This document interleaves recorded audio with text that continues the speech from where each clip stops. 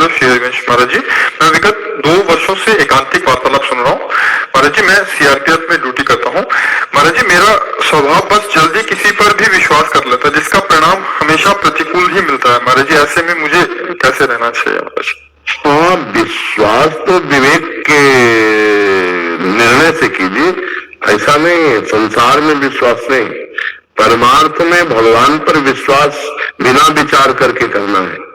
लेकिन संसार में बिना विचारे जे करे ते पाछे पछताए, काम बिगाड़ो अपनो जग में होता साए। ऐसा सैसा विश्वास नहीं कर लेते, पहले बुद्धि और विवेक लगाकर हम उसकी परीक्षा लेते हैं कि विश्वास योग्य है कि नहीं, तब फिर विश्वास करते हैं। भगवान और भगवान के मार्ग में प्रथम विश्वास, विचार की जरूरत नहीं, बिना ही विचार करी सुख जाने।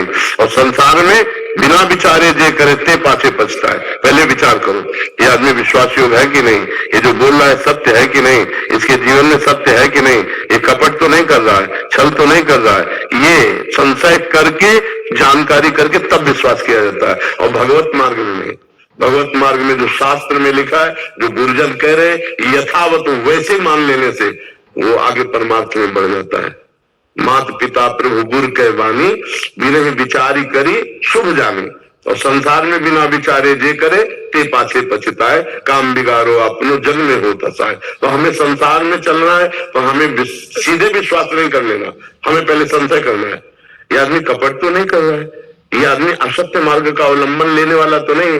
अगर हम विश्वास कर ले, मुझे फंसा ले, मुझे गलत मार्ग में ले जाए, संशय रखना चाहिए। परमार्थ में संशय शून्य और संसार में संशय युक्त, क्योंकि संसार दुविधा युक्त है, संसार छली है, संसार कपटी है।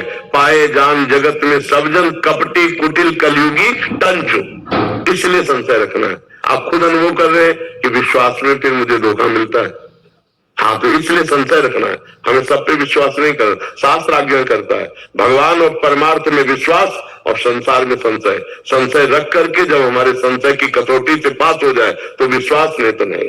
संसार में विश्वास नहीं, भगवान और परमार्थ में विश्वास के बिना नहीं चला जाता, और संसार में संशय के बिना नहीं चला जा सकता। इसमें चलना पड़ेगा, संशय लेके चलना पड़ेगा।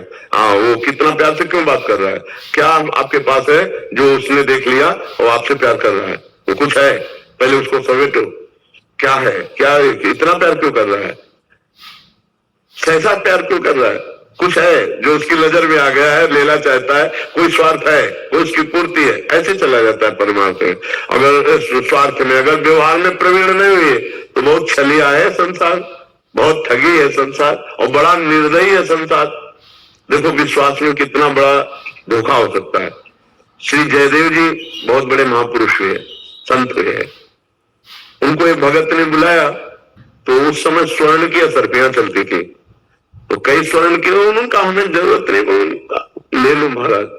तो श्रद्धा कर उन्होंने अपने अचले में बांध लिया, चलो संत सेवा हो जाएगी किसी।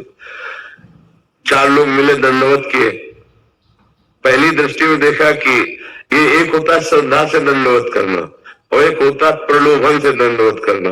प्रलोभन वाली दंडवत में अलग ही होता है, श्रद्धा वाली में अलग होता है, वो पहचान होती है संतों की। उन्होंने देख लिया, अच्छा हमारे पास असरफियां इनके लिए दंडवत कर रहे हैं, और जंगल का रास्ता था, तो रुक गए।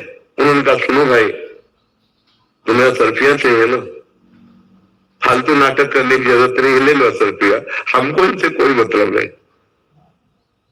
और दुष्ट, उन्होंने सोचा है बहुत प्रवीण आदमी, असरफियां क्यों दे दिया, इसका मतलब असरफियां अभी दे दिया और आगे रिपोर्ट करके हमको फंसाएगा।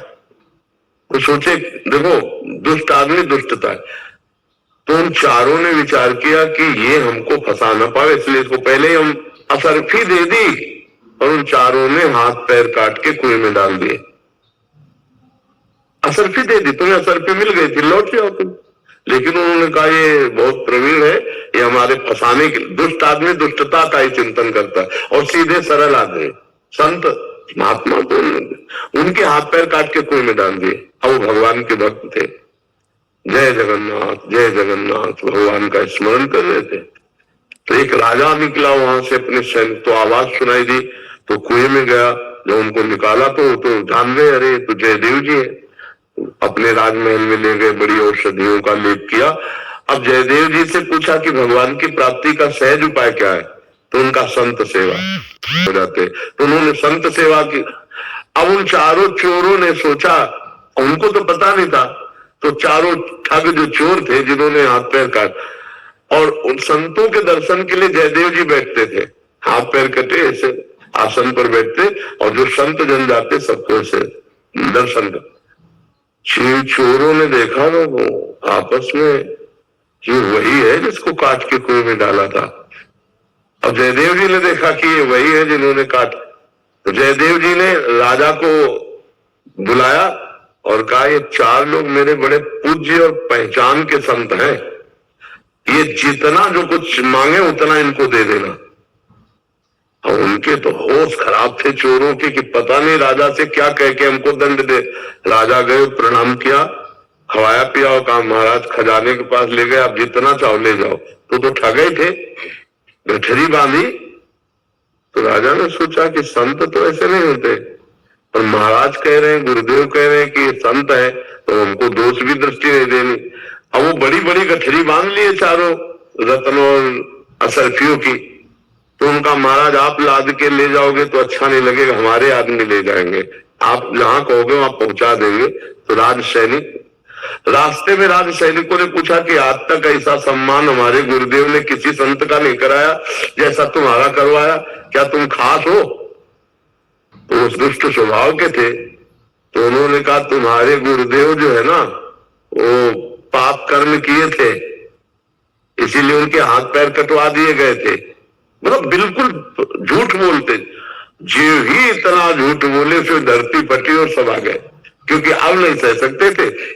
इतना दंड देने के योग्य अपराधी को भी सम्मान दिलाया हाथ पैर कटने के बाद भी, और फिर वो उनके प्रति दोष दर्शन उनका। तो जो दुष्ट होते हैं वो आखिरी श्वास तक दुष्टता करते हैं, उन पर विश्वास नहीं करना चाहिए। जैसे जयदेव जी के साथ हुआ ना, ऐसे ही कोई भी हो, अगर दुष्टों के साथ विश्वास किया जाए तो विश्वासघात ही करेंगे, वो आपकी हानि करेंगे। इसलिए संशय करना चाहिए। कोई भी व्यवहार संसार में करो उसमें संशय रख के करो, और परमार्थ में कोई कार्य करो तो विश्वास रख के करो। परमार्थ विश्वास लायक है और संसार संशय लायक है। समझ पा रहे आप जी? महाराज जी